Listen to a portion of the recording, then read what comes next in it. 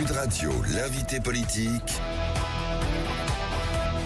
Jean-Jacques Bourdin. Il est 8h35, nous recevons Éric Ciotti, député des Alpes-Maritimes et président de l'UDR. Éric Ciotti, bonjour. Bonjour.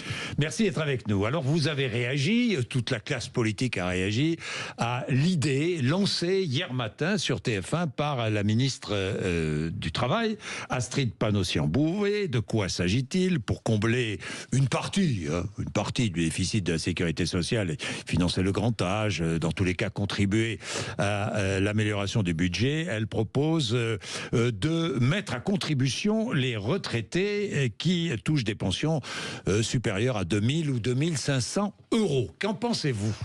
J'y suis totalement opposé. Je pense que c'est une nouvelle folie fiscale qui s'inscrit dans cette logique où dès qu'il y a un problème, la seule réponse de ceux qui sont animés par une paresse intellectuelle, c'est de taxer, de toujours taxer. Le pays va mal, très mal. Nous sommes accablés de déficits, de dettes.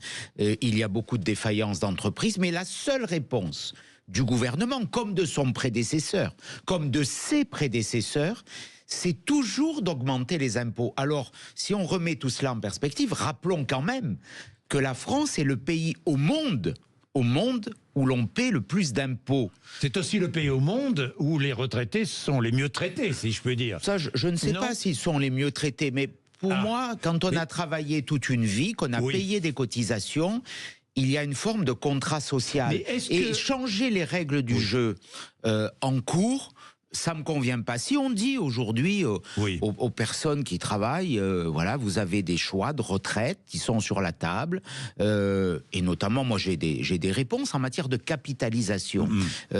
C'est un choix, mais ceux qui ont travaillé toute une vie, souvent très dur, et qui, au moment où ils aspirent à ce moment de paisibilité, de retraite, changer les règles du jeu, je trouve que c'est d'une injustice profonde, d'autant que je rajoute sur les retraités qui sont dits aisés, que Emmanuel Macron, dès qu'il est arrivé en 2017, rappelez-vous, avait augmenté la CSG d'1,7 point. Ça faisait une augmentation d'environ 15% de la CSG, c'était pas rien. Il était revenu au moment des Gilets jaunes pour une partie des retraités, mais pour les plus modestes. Donc ceux dont parle Madame Panosyan-Bouvet, ils ont déjà été taxés en 2017. Mais Éric Ciotti, est-il logique que les retraités, tous les retraités, quel que soit le montant des pensions, bénéficient d'un abattement fiscal de 10%? C'est une règle fiscale qui existe, ça fait partie encore de ce contrat. Règle, ça peut être effacé. Oui, mais moi personnellement, et ça c'est un choix politique que j'assume, je ne souhaite pas qu'elle soit effacée. Vous savez, il y a beaucoup d'autres sources d'économie. J'en ai proposé, vous le savez, mais notamment sur les droits que l'on donne aux étrangers qui ne travaillent pas dans notre pays. Moi, je préférerais, comme nous l'avions proposé d'ailleurs avec Bruno Retailleau, il n'y a pas très longtemps, il y a 1 an, dans la loi immigration, que les étrangers qui sont en France, qui arrivent et qui, dès le premier jour, perçoivent des allocations familiales et des allocations logement, si simplement on disait à ces personnes qu'elles ne percevront pas dès le premier jour, mais au bout de 5 ans, c'est déjà le cas, par exemple. Même si elles travaillent ? Je dis celles qui ne travaillent pas. On est bien d'accord. Les contributions, comme les allocations familiales, elles sont destinées à tout le monde. Donc ce ne sont pas des contributions, elles ne sont pas contributives. Quand vous travaillez, vous payez des cotisations, vous avez droit naturellement à la sécurité sociale, au chômage, aux retraites, c'est normal. En revanche, quand vous ne travaillez pas dès le premier jour, vous arrivez en France, vous mettez le premier pied sur le sol national, vous percevez les allocations familiales et les allocations logement. On avait calculé à l'époque, avec Bruno Retailleau, d'ailleurs, je lui rappelle cette proposition pour pas qu'il oublie. Vous lui demandez de la remettre sur la table. Et je demande qu'on la remette sur la table. Ça faisait une économie de 7 milliards d'euros par an. Avant de solliciter ceux qui ont fait la France, nos aînés, nos anciens, à qui moi je veux dire ma reconnaissance, il y a d'autres solutions. Oui, mais Laurent Wauquiez lui-même dit les retraités, ce n'est pas un groupe homogène. Ils épargnent plus que le reste de la population. Oui, oublions les retraités. Alors. Ils ont une épargne parce qu'ils ont travaillé toute leur vie aussi. Bon. Moi, je ne veux pas sanctionner ceux qui ont travaillé. Est-ce que puisqu'on parle de travail, est-ce que vous êtes favorable à pousser les Français, à obliger les Français à travailler 7 heures de plus par an? Moi, je ne sais pas s'il faut 7 heures de plus, mais globalement, il y a un constat. On travaille assez ou pas? La France travaille pas assez. Très clairement. Donc il faut faire travailler plus. Très clairement. Il y a l'erreur des 35 heures. Vous savez, notre pays, hier soir, j'avais un grand colloque. Il y avait un économiste qui a été ancien directeur général des impôts c'était sous Lionel Jospin, je crois. Donc, qui nous disait que le coût de la retraite à 60 ans, ça c'est le travail sur la durée de la vie, c'est l'équivalent de 1700 milliards d'euros de dette aujourd'hui. Je sais. Si M. Mitterrand n'avait pas mis la retraite à 60 ans, on aurait plus de la moitié de la dette en moins. Mais vous êtes allié avec quelqu'un qui veut mettre la retraite à 60 ou 62 ans. On a aussi l'autre erreur, c'est les 35 heures. Oui. Voilà. Donc et je rajouterai le nucléaire de François Hollande. Ce sont les trois erreurs historiques. Oui. Portés par les socialistes qui ont affaibli notre pays. Sur la différence avec le Rassemblement national, et je l'assume, nous sommes alliés, nous avons porté, et je l'ai souhaité en cassant ce pseudo-front républicain d'une stupidité absolue, j'ai porté une alliance. Mais une alliance ne veut pas dire qu'on est pareil. Vous n'êtes toujours pas sur ce terrain-là, sur la même longueur d'onde. Je n'ai pas voté à l'Assemblée nationale la proposition de loi sur l'abrogation de la réforme Borne. Je l'assume. Je considère qu'il faut aujourd'hui que, compte tenu de l'évolution démographique, compte tenu du fait que l'on travaille moins que la plupart des pays de l'OCDE, que la durée annuelle du travail est beaucoup plus faible que la plupart de nos grands concurrents, il faut, oui, travailler un peu plus sur la durée de la vie. Par an, vous n'êtes pas contre. Alors, là encore, c'est une mesure un peu, un peu gadget qui n'a pas été réfléchie. Je pense que là encore, quand on voit les dépenses qui sont faites, que le gouvernement refuse de faire des économies, faisons d'abord des économies. Bon, est-ce que vous êtes le Milley français? Écoutez, est-ce que vous savez manier la tronçonneuse? Oui, je sais manier. C'est dangereux, la tronçonneuse. Je sais que c'est dangereux. Un doigt, vous savez, une jambe. Mais je sais la manier. Je suis issu du monde rural et il m'est arrivé de l'utiliser dans mon village de Saint-Martin-Vésubie. Mais plus sérieusement, Milley. On ne peut pas comparer les pays, il y aura le même débat avec Trump, avec les États-Unis, mais il y a des inspirations, il y a une volonté. Et la volonté qu'il exprime, c'est de dire, et d'ailleurs, ça a eu des résultats extraordinaires en peu de temps, c'est on fait des économies. On fait des économies, la croissance est de 4%. Oui, mais 53% des Argentins vivent sous le seuil de pauvreté. Oui, mais pardon. Et 27% de la population ne peut pas payer son gaz et son électricité. C'était déjà le cas avant. C'est un pays qui était en faillite, qui a retrouvé un excédent budgétaire, qui a retrouvé de la croissance. 2024, presque 5% de croissance. Presque 5% de croissance. Eh bien, nous verrons l'année prochaine. Moi, je vous fais le pari. On se retrouvera dans un an. Les plus riches. Non, on verra pour les plus pauvres. Eh ben, nous verrons on verra pour les plus pauvres. Moi, je pense que justement, baisser les dépenses inutiles, c'est enlever les freins à la croissance. C'est ce que nous avons voulu faire, parce que moi j'ai proposé un plan très audacieux. Vous voulez que je vais entrer dans votre plan, comme ça vous allez m'apporter des précisions. Volontiers. Alors, 2 niveaux de collectivité, vous dites, commune et province. Terminer les départements, les régions et les métropoles. Absolument. 2 niveaux seulement. 2 niveaux. Je crois qu'aujourd'hui on crève de ce millefeuille territorial qui est devenu illisible. Même, je suis élu local, je suis élu départemental, j'ai présidé le département des Alpes-Maritimes. On ne comprend plus rien. Que fait la métropole? Il y a des routes, ça s'arrête au milieu. Que fait la région? Que font les intercommunalités? Vous savez, on a créé les intercommunalités, la Cour des comptes l'a dit. L'idée était de dire, on mutualise les communes. On additionne les compétences. Par exemple, l'enlèvement des ordures ménagères, c'est plus la commune, c'est l'intercommunalité. Donc, en théorie, Jean-Jacques Bourdin, les emplois qu'on a mis dans l'intercommunalité, on ne devrait plus les avoir dans les communes. Or, c'est l'inverse qui s'est passé. L'intercommunalité, les métropoles notamment, j'en ai une à Nice, ont créé presque 400 000 nouveaux fonctionnaires dans notre pays. Donc il faut aller vers la simplicité. La commune, parce que tout le monde y est attaché, c'est où l'on vit, on connaît son maire.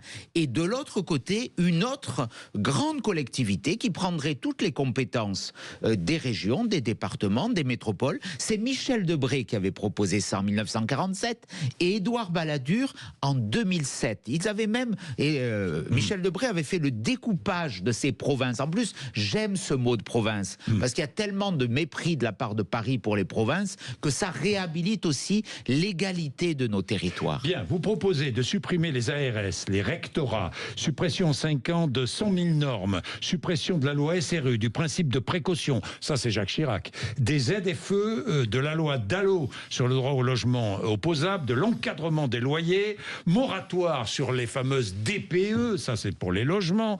Vous proposez de supprimer le CESE, de redresser le nombre de ministres, de réduire, pardon, le nombre de ministères à 10, de réduire de 30% le parc immobilier de l'État et de diviser par 2 les budgets de l'aide au développement et de l'audiovisuel public. Vous avez parfaitement résumé. Oui. Sur les rectorats, par exemple, oui. Je dis je veux créer les provinces. Oui. Je veux la même organisation telle qu'elle est pour les collectivités locales, pour l'État. C'est-à-dire un préfet par province qui dirige toute l'administration. Donc les services de l'éducation nationale. Aujourd'hui, vous savez, il y a un inspecteur d'académie et il y a un recteur. On ne sait pas ce que fait le recteur par rapport à l'inspecteur d'académie. Nous le vivons au quotidien. Donc le préfet serait le seul patron. Sur la santé, il y a des agences régionales de santé. On l'a vu pendant la crise du Covid. Finalement, c'est les préfets qui ont repris la main. Donc je dis une tête unique. Collectivité, la province, en face, il y a l'État, avec sans doute moins de pouvoir. Moins de pouvoir. Non, mais comme c'était le cas avant. Comme c'était le cas avant. Et après, on enlève toutes ces structures, l'OFB qui pourrit la vie des agriculteurs. On enlève l'ARCOM qui est une atteinte à la liberté. Aujourd'hui, toutes ces règles sur le logement, on a des millions de Français qui n'arrivent pas à se loger. Et on accumule des règles qui vont encore enlever des logements sur le marché. Moi, je crois à la liberté du marché. Je crois à l'incitation.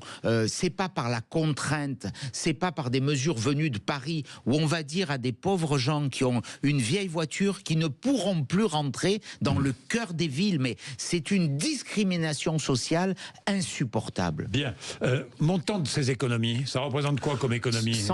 On a chiffré ça à autour de 120 milliards d'euros par an, donc c'est-à-dire 600 milliards d'euros sur 5 ans, et un gain de croissance, parce qu'on va agir sur les deux niveaux.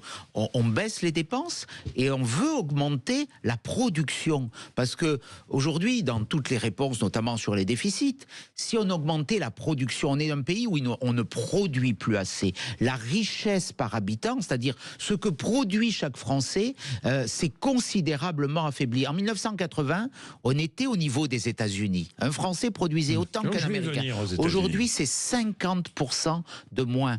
Pareil pour la Suisse, c'est-à-dire qu'il faut qu'on reproduise 20% aujourd'hui de notre production, de nos emplois, la production industrielle française. 80%, elle est faite à l'étranger. Ça, c'est pas normal. Oui, mais produire. Pourquoi? Parce qu'il y a trop de normes, c'est bien, trop de mais règles, il faut vendre aussi. trop d'impôts. Il faut vendre. Pour vendre, il faut être compétitif. Oui, je vais y revenir. Pas avoir. On est dans une compétition avec des boulets aux pieds. Combien de fonctionnaires licenciés? J'ai pas un objectif chiffré parce que chaque fois qu'on a dit ça, ça n'a pas marché. C'est François Fillon qui voulait licencier. D'abord, c'est pas licencier. Ce que voulait faire François Fillon, c'était que, comme l'avait fait Nicolas Sarkozy, qu'on remplaçait pas certains départs à la retraite. Un fonctionnaire, de par son statut, ne peut pas être licencié. Il est naturellement protégé. Mais je dis par exemple les agences. On a ces 1200 agences et institutions. Combien de suppressions d'emplois de l'État. Ça fera sans doute par an quelques dizaines de milliers. Si on supprime ces agences, mais c'est pas une logique du rabot. Il y a des endroits où il faut plus de fonctionnaires. Je pense à la police, je pense à la santé. Et on a mis une règle aussi dans le plan, c'est de dire que les fonctionnaires, 4 fonctionnaires sur 5 à minima, ils sont dans le cœur de leur métier. C'est-à-dire que dans la santé, on a 4 soignants sur 5 devant les malades. On diminue l'administration administrante, celle qui aujourd'hui, c'est elle qui a grossi au détriment de l'efficacité. Je veux moins de gens dans les bureaux et plus de gens devant les élèves dans l'éducation nationale, devant les malades à l'hôpital et dans la rue pour les policiers. Est-ce que vous voterez la censure, le budget ?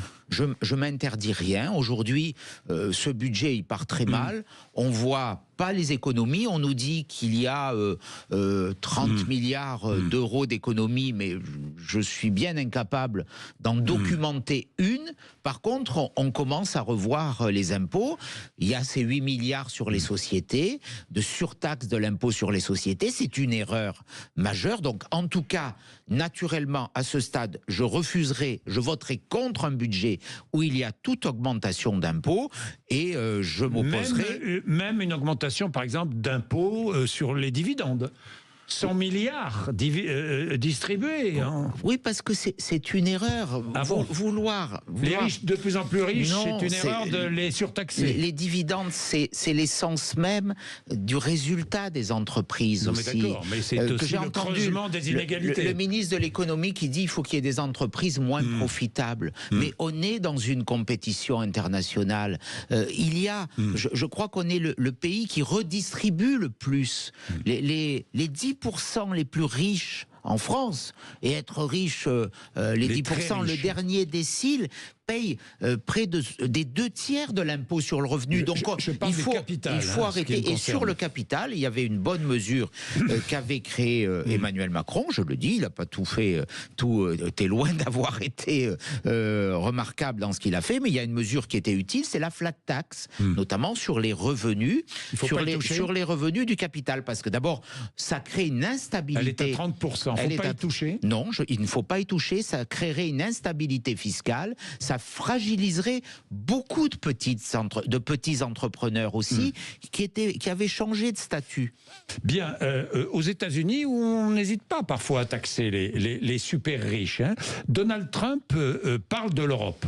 Les pays européens nous traitent très mal, ils ne permettent pas, ils ne veulent pas acheter nos voitures et nos produits agricoles. En fait, ils ne prennent pas grand-chose de notre production. Que lui répondez-vous ce matin à Donald Trump? Vous savez, Donald Trump a été élu, il exprime un extraordinaire volontarisme politique. C'est pas un jugement de valeur. Non. Ce qu'il a fait, ça nous laisse un peu, je dirais, rêveurs, dans la mesure où nous, on est encalaminés, on n'arrive pas. Je parlais de la loi sur l'immigration. Un an après, les décrets ne sont pas toujours sortis. Il arrive en quelques minutes, il apporte des réponses. Les décrets qui sont déjà contestés devant la justice, qui sont pas ceux sur l'immigration. Ceux qui sont contestés, c'est ceux sur le droit du sol. Nous verrons bien ce que dit la Cour suprême. Mais quand même, ça traduit un volontarisme politique. Et on se dit que nous, on vit dans un système dépassé avec des acteurs politiques de notre temps. Alors, volontarisme français pour revenir européen, sur le commerce. Comment répond-on à Donald Trump? D'abord, la réponse, elle doit être dans la force française et dans la force éventuellement européenne. Parce que lui dire quoi on a un géant et il faut parler, il faut tenter de parler d'égal à égal. Mais aujourd'hui, on voit bien qu'il méprise ce que l'on représente parce qu'on est faible et qu'on est impuissant. Lui, ce qu'il veut, c'est notamment nous vendre son gaz. Oui, évidemment. Moi, je préférerais qu'on achète du gaz aux Américains plutôt qu'aux Algériens. Aujourd'hui, qu'aux Russes. Aux Russes, on n'en achète plus. Si. Mais très peu, ou de façon détournée. Mais moi, par exemple, voilà, on achète du gaz, du GNL aux Algériens. Les Algériens nous insultent, nous méprisent. Pourquoi pas? Donc, on doit discuter. On doit discuter de ces questions. Je crois que Trump, il veut installer un rapport de force. Il faut lui répondre. On a des outils, je pense, pour répondre. Et il faut discuter. Mais on est dans son jeu aujourd'hui. Mais en tout cas, voilà, sur le gaz... on peut avoir une réponse. Pourquoi on achète du gaz aux Algériens qui nous insultent et qui nous humilient selon le terme même du ministre de l'Intérieur? Alors j'ai 2 dernières questions. La fin de vie, les soins palliatifs. François Bayrou souhaite 2 textes séparés. Vous êtes d'accord avec lui ou pas? C'est sans doute une méthode pour retarder l'échéance. Moi, je suis très réservé sur ces textes et sur les dérives potentielles qu'ils impliquent. Objectivement, ça ne me paraît pas être et constituer une priorité. Non, pas une priorité, mais je vous demande si vous êtes d'accord ou pas. Personnellement, en l'état, tel que le texte avait commencé à être discuté, je ne l'aurais pas voté. Vous ne l'auriez pas voté? Je ne l'aurais pas voté. Vous préférez que les deux textes soient séparés? Eh oui. Nous verrons bien le contenu de ces textes. Tout cela est flou, mais le texte initial, texte qui avait été défendu l'année dernière, je ne l'aurais pas voté. Vous n'êtes pas favorable à l'aide à mourir? Je ne suis pas favorable à la dérive. Je crois qu'il faut aller plus loin dans la loi Claes-Leonetti, dans les directives anticipées et surtout dans la mise en œuvre, parce que c'est ça qui est défaillant, des soins palliatifs. Il y a beaucoup d'hôpitaux qui en sont dépourvus. Donc c'est ça, l'effort massif. Justement. Il doit être porté là. La loi Leonetti, elle répondait de façon très humaine avec ce dialogue avec les équipes soignantes. Moi, je sais qu'il y a un centre de soins palliatifs remarquable à Antibes, notamment dans la commune de Jean Leonetti. C'est ce type de centre, c'est lui qui l'avait voulu, qu'il faut installer partout, qu'il faut développer plutôt qu'aller sur des démarches très, très idéologiques. On sait où on commence. On ne sait pas où on finit. Je ne suis pas pour le suicide assisté, ça c'est clair. Bien, dernière question avec Ciotti. Décision de Christian Estrosi, dès cet été, les bateaux de croisière de plus de 900 passagers seront interdits dans le port de Nice.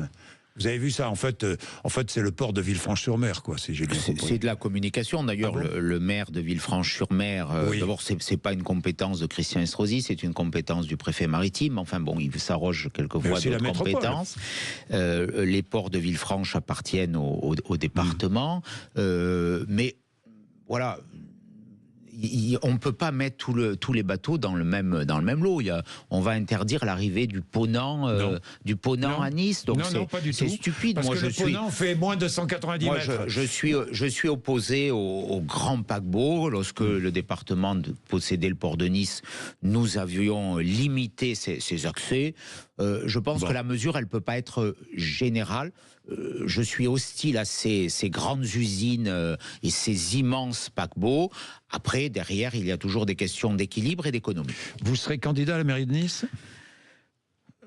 Je travaille à proposer une alternative aujourd'hui à la dégradation de ma ville. Vous serez candidat à la mairie de Nice ? À l'augmentation des impôts et je présenterai mes vœux demain aux Niçois. Je travaille à des réponses. Nous verrons bien. Non, mais vous le savez. En tout cas, verrons bien. Non, vous savez. Je me prépare à l'échéance municipale. Donc vous serez candidat à la mairie de Nice. Je vous le dis. Vous permettrez, Jean-Jacques Bourdin, de le dire d'abord aux Niçois. Je ne veux pas vous faire offense. Je ne crois pas que vous êtes. Je prépare l'échéance municipale. Vous savez ce que ça veut dire. Il y a des difficultés à Nice. Il y a eu une augmentation des impôts. On parlait au début de l'intervention, de mon intervention, de l'augmentation des prélèvements obligatoires. Nice a vu la taxe foncière augmenter de 25% pour les Niçois. C'est une douloureuse extraordinaire. Tout augmente, les transports, l'eau, parce que la métropole est dans une situation, et la ville, catastrophique. L'insécurité se développe. Le trafic de drogue se développe fortement. Éric Ciotti, je suis obligé de vous interrompre parce qu'il est déjà 5 heures. Je comprends. Merci vous préparez l'échéance municipale. C'est ce que je retiens aussi. Hein. Pas que ça, mais de votre intervention. Il est 8h59, Patrick Roger, juste après les infos de 9h.